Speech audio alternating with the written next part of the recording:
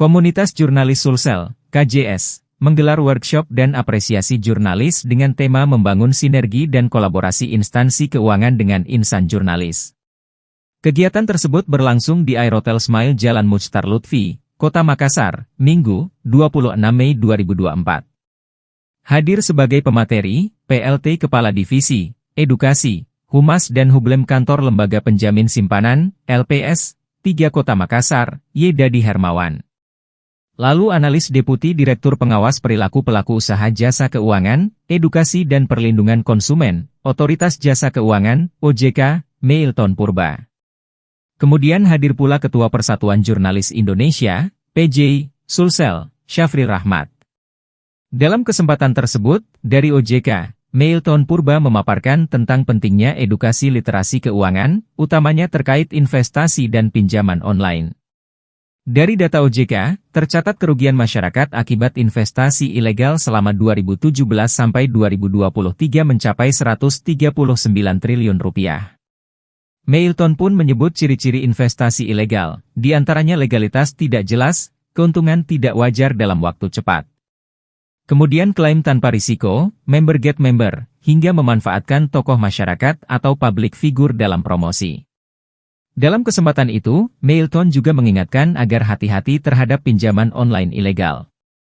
Adapun modus pinjaman online ilegal seperti menawarkan pinjaman melalui komunikasi pribadi seperti SMS atau WhatsApp, menawarkan pinjaman cepat tanpa syarat, dan menggunakan nama yang menyerupai fintech legal. Sementara itu, dalam pemaparannya Dadi Hermawan mengatakan bahwa LPS pada pertengahan Mei lalu menambah kantor cabang di Kota Makassar. Ketua PJ Sulsel, Syafri Rahmat, dalam kesempatan tersebut mengapresiasi gelaran workshop yang membahas terkait literasi keuangan.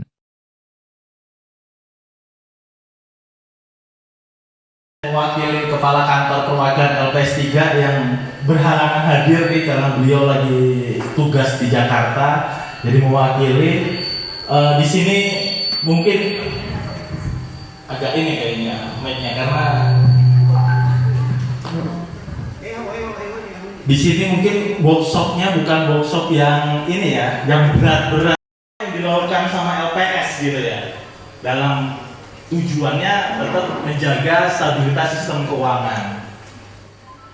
Mungkin pertama-tama saya mau tanya dulu nih teman-teman media, teman-teman jurnalis di sini. Di sini masih ada yang nyimpen uangnya di bawah bantal? Kenapa tadi? Gak ada. Nyimpen uangnya di bank? Siapa yang nyimpen uangnya di bank mungkin? Semua. Lebih milih nyimpen di bank apa di GoPay atau di e-wallet? Kalau OJK itu urusannya bank hidup. Kalau LPS tukang jaga. Jadi bank mati baru itu ke LPS. Jadi selama banknya hidup, itu teman-teman OJK gitu, pembagiannya ya. Tapi kalau udah mau dijagal ini banknya gitu ya, mau dibunuh gitu, LPS yang ini istilahnya tukang jagal ya. Jadi kayak ini ya. Jadi kalau bank-bank mati baru LPS ini. Jadi urusan pemakaman. Untuk meningkatkan tingkat inklusi keuangan di Indonesia. Nah, berbicara mengenai inklusi, tentunya juga ini erat kaitannya dengan literasi. Jadi sempat disampaikan oleh moderator bahwa tingkat literasi masyarakat di wilayah Sulsel ini masih rendah. Jadi masih ada gap sebesar 30%. Artinya masih banyak orang yang belum paham terkait dengan hak dan resiko dan kewajibannya dalam menggunakan produk keuangan. Publik pengaduan masyarakat terkait dengan keuangan gitu ya. Nah, banyaknya pengaduan ini memang mencerminkan masih minimnya literasi keuangan. Contoh misalnya, banyak masyarakat yang mengatakan bahwa asuransi itu mirip dengan investasi. Asuransi. Karena apa? Karena ini ada dua sisi sebenarnya. Sisi dari si penjualnya, marketingnya, dan dari sisi si konsumennya gitu. Online kan banyak sekali pemberitaannya ya, mohon maaf ya. Ini yang membuat stigmanya menjadi negatif Bapak Ibu sekalian. Kenapa? Karena pinjaman online itu ada yang legal dan ilegal. Yang legal itu yang kami awasi itu 101 perusahaan.